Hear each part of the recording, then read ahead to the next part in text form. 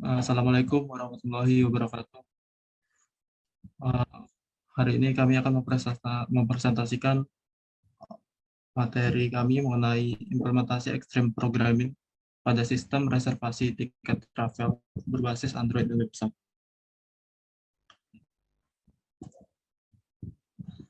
Untuk anggota kelompok kami yaitu ada saya, Nizar Bayaki, NIM 308, kemudian ada Rahmi Nur Aziza, NIM 318, lalu ada Fahmi Ali Husni, NIM 330, dan yang terakhir ada Sukma, NIM 337.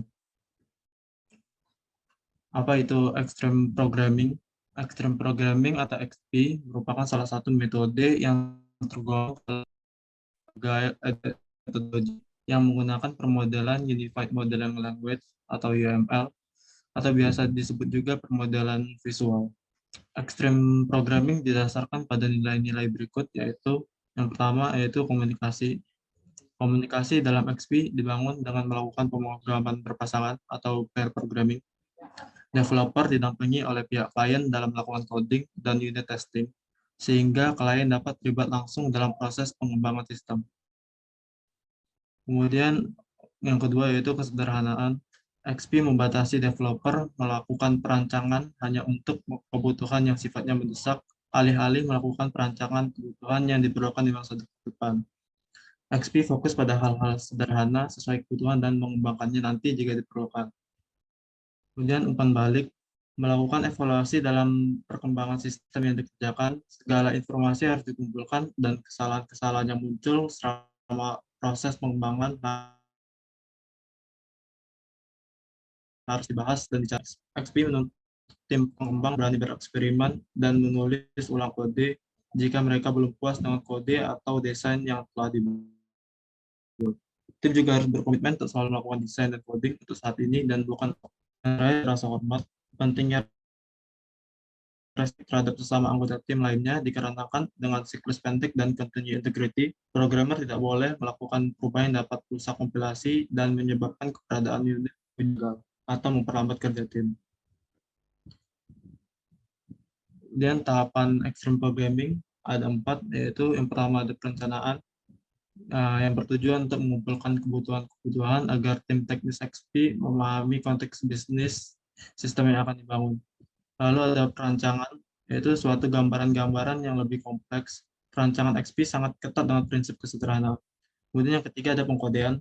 Kode-kode program yang telah selesai ditulis dapat langsung diuji menggunakan unit pengujian yang sebelumnya telah dirancang. Kemudian yang terakhir itu pengujian yang merupakan elemen kunci dari pendekatan pengembangan. Untuk slide selanjutnya akan dijelaskan oleh teman saya, Fahmi Ali Husni. Nomor 1, perencanaan. Lanjut.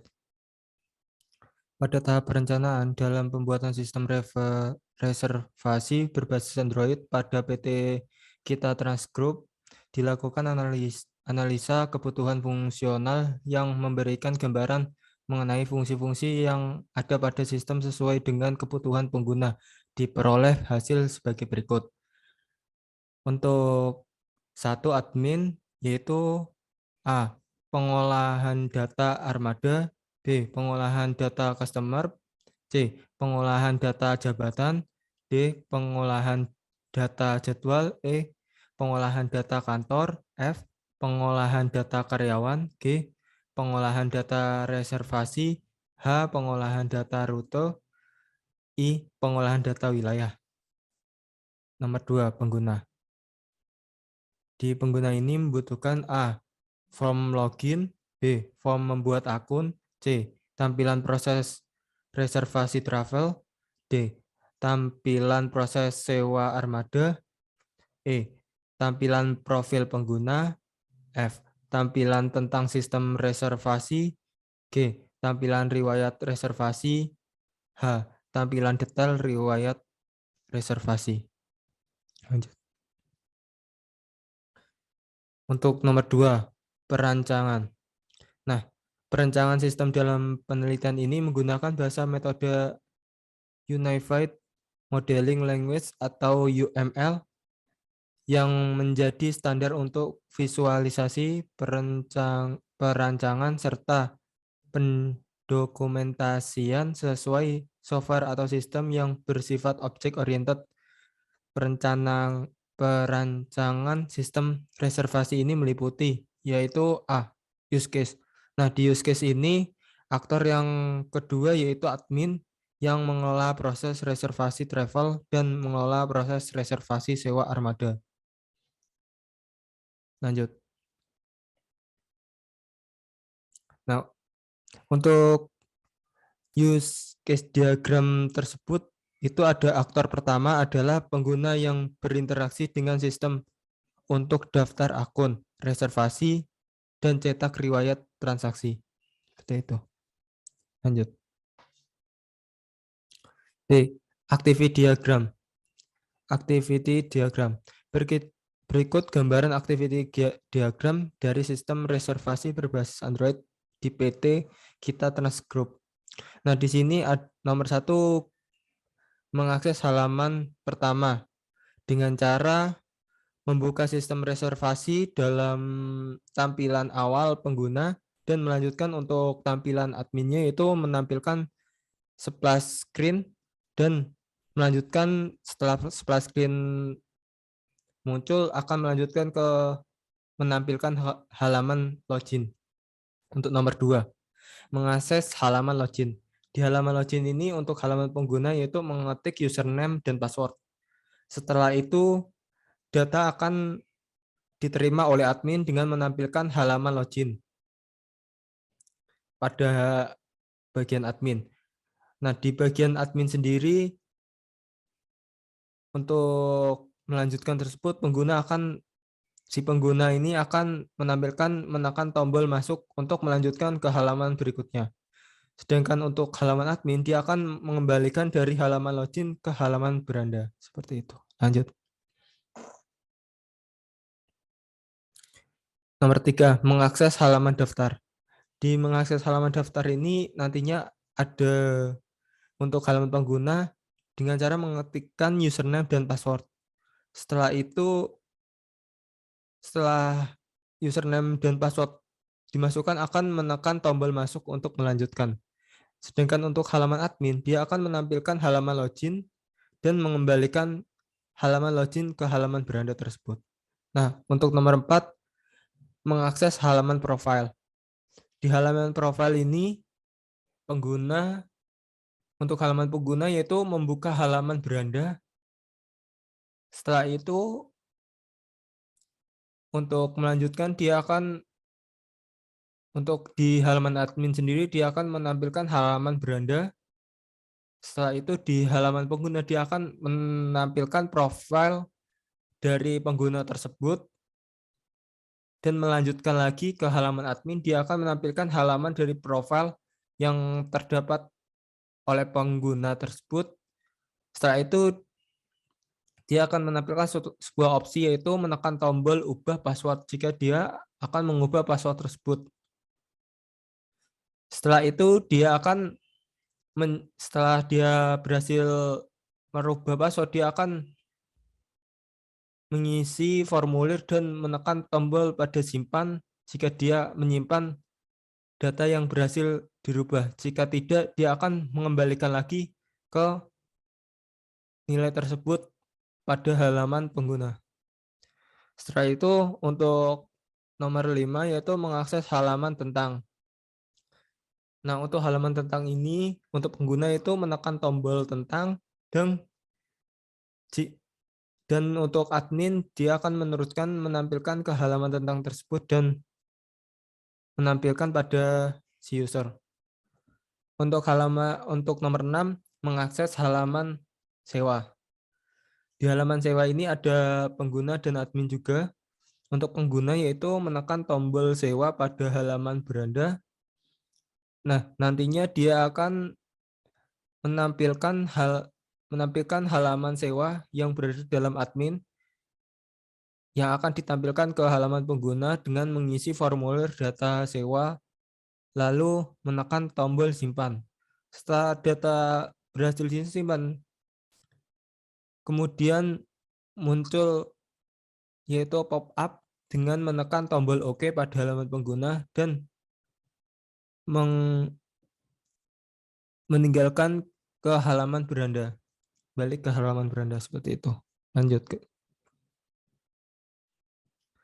Nah, untuk nomor 6, mengakses halaman travel.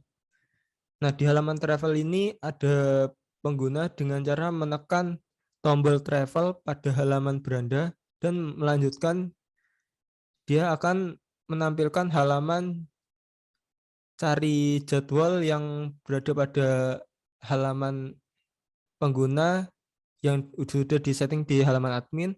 Selanjutnya, mengisi formulir dengan menekan tombol cari di halaman pengguna dan akan menampilkan jadwal yang sudah disediakan. Setelah itu, untuk halaman pengguna, dia akan memilih jadwal yang akan untuk yang ada dan bisa menekan tombol pesan. Seperti itu. Lanjut, di halaman admin sendiri dapat menampilkan halaman data pengguna, dan untuk pengguna dia akan mengisi formulir data pengguna lalu diklik selesai dan data tersebut akan disimpan di kemudian menampilkan pop-up dan melanjutkan ke halaman pengguna dengan mengklik tombol OK dan mengalihkan ke halaman beranda. Nah, untuk mengakses halaman sewa tersebut, pengguna dapat menekan tombol sewa pada halaman beranda dan menampilkan halaman sewa di halaman admin dan mengembalikan ke halaman pengguna jika mengisi formulir data sewa lalu menekan tombol simpan. Nah, data yang disimpan itu akan kemudian muncul di pop-up, terus pengguna akan mengeklik tombol OK jika menyetujui dan mengembalikan ke halaman beranda. Lanjut. Kemudian untuk yang selanjutnya akan dijelaskan oleh Rahmi Nurhadizat. Tahap yang ketiga yaitu tahap pengkodean. Pengkodean yang digunakan dalam membangun sistem ini adalah bahasa pemrograman Java. Kemudian untuk editor bahasa pemrograman Java menggunakan Android Studio versi 3. Di sini terdapat dua kode. Yang pertama kode reservasi travel dan yang kedua kode reservasi sewa. Pada kode reservasi travel, data yang tersimpan terdiri dari jadwal, tanggal, pesan, nama, telepon, alamat jemput, alamat tujuan, jumlah penumpang, dan kursi yang dipilih. Sedangkan pada kode reservasi sewa, data yang tersimpan terdiri dari nama, telepon, nomor KTP, tujuan, tarif, tanggal berangkat, tanggal pulang, jenis armada, dan jumlah armada.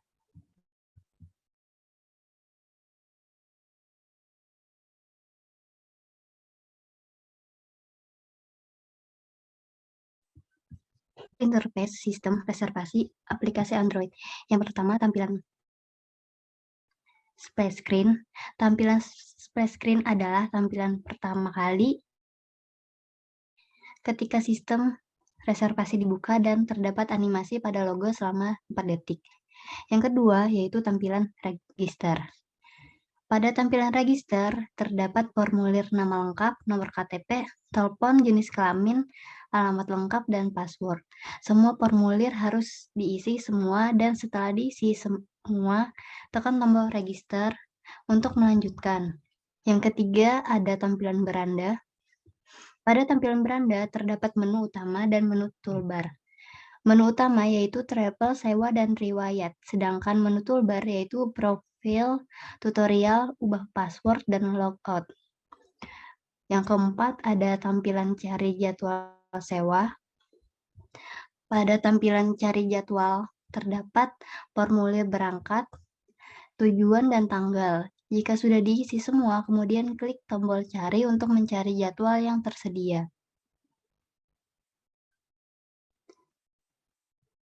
Yang kelima, ada tampilan jadwal. Pada tampilan jadwal terdapat keterangan nama armada, tarif atau harga, jadwal keberangkatan, tanggal keberangkatan, dan kursi yang tersedia. Jika sudah menentukan jadwal, selanjutnya klik pesan. Kemudian yang keenam ada tampilan data customer travel. Data customer travel adalah tampilan terakhir untuk reservasi travel. Di sini terdapat formulir nama lengkap, telepon yang sudah terisi otomatis, dan formulir lainnya yang harus diisi, yaitu alamat jemput, alamat tujuan, dan kursi yang tersedia. Jika sudah terisi semua, lalu klik pesan untuk reservasi. Selanjutnya, yang ketujuh ada tampilan jadwal sewa. Pada tampilan waktu sewa terdapat formulir waktu keberangkatan, waktu pulang, jenis armada, dan jumlah armada. Waktu berangkat dan waktu pulang terdiri dari formulir tanggal dan jam. Jika semuanya sudah terisi, selanjutnya tekan tombol lanjut untuk melanjutkan. Yang kedelapan ada tampilan data customer sewa. Tampilan data customer sewa adalah tampilan terakhir untuk reservasi sewa.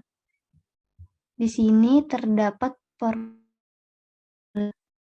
nama, telepon, tujuan saja, lain secara otomatis. Tekan berpesan untuk reservasi.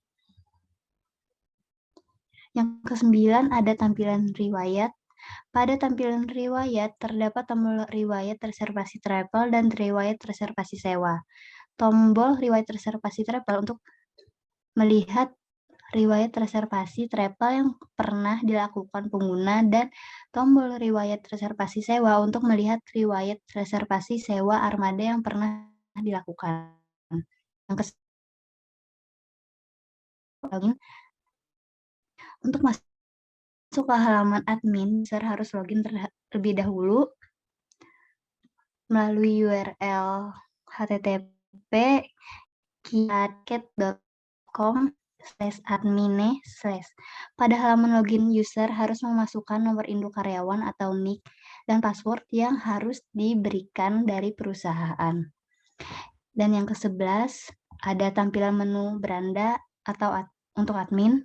Untuk masuk ketika user berhasil login, maka tampilan awal halaman admin adalah beranda.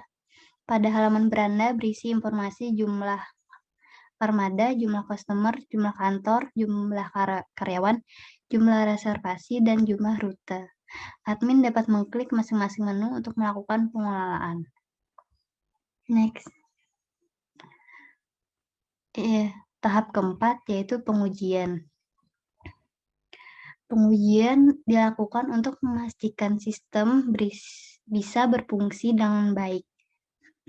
Pada tahap pengujian akan dilakukan dengan dua pendekatan, yaitu pengujian black box atau alpha testing dan pengujian kuesioner atau pengujian beta.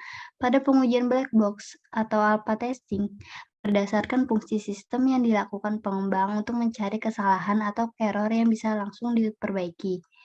Sedangkan untuk pengujian kuesioner atau pengujian beta dilakukan dengan menjalankan sistem reservasi secara keseluruhan, kemudian responden diberikan lembaran pertanyaan mengenai sistem reservasi dan responden menjawab dengan memberikan tanda centang pada kolom yang tersedia. Selanjutnya akan dijelaskan oleh teman saya. Kemudian metode ekstrim.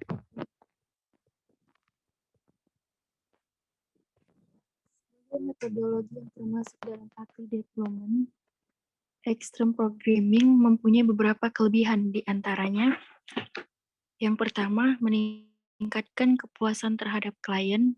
Yang kedua, sistem yang dibangun dapat dikerjakan lebih cepat. Yang ketiga, meningkatkan dan menjalin komunikasi yang baik antar klien dan developer. Yang keempat, terbangunnya sifat saling menghargai antar developer. Next, adapun kekurangan metode extreme programming. Metode extreme programming juga memiliki kelemahan di antaranya. Yang pertama, cerita-cerita yang menunjukkan requirement di pelanggan kemungkinan besar tidak lengkap, sehingga tim pengembang harus lebih siap dengan perubahan karena perubahan akan selalu diterima. Yang melakukan apa saja yang diperlukan pada hari itu juga menyebabkan tim pengembang tidak bisa membuat kode yang detail di awal. Yang ketiga, extreme programming tidak memiliki dokumentasi formal yang dibuat selama proses pengembang. Satu-satunya dokumentasi adalah dokumentasi awal yang dilakukan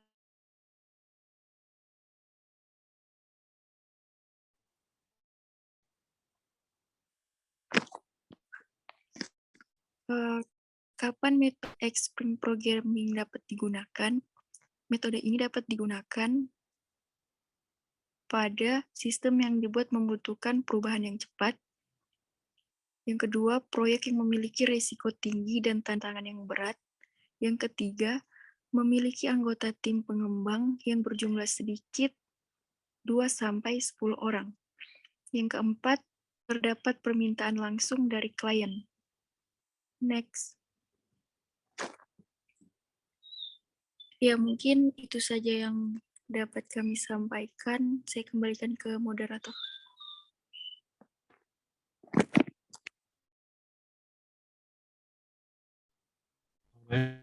Mungkin presentasi dari komik. Lebih kurangnya kami mohon maaf. Wassalamualaikum warahmatullahi wabarakatuh.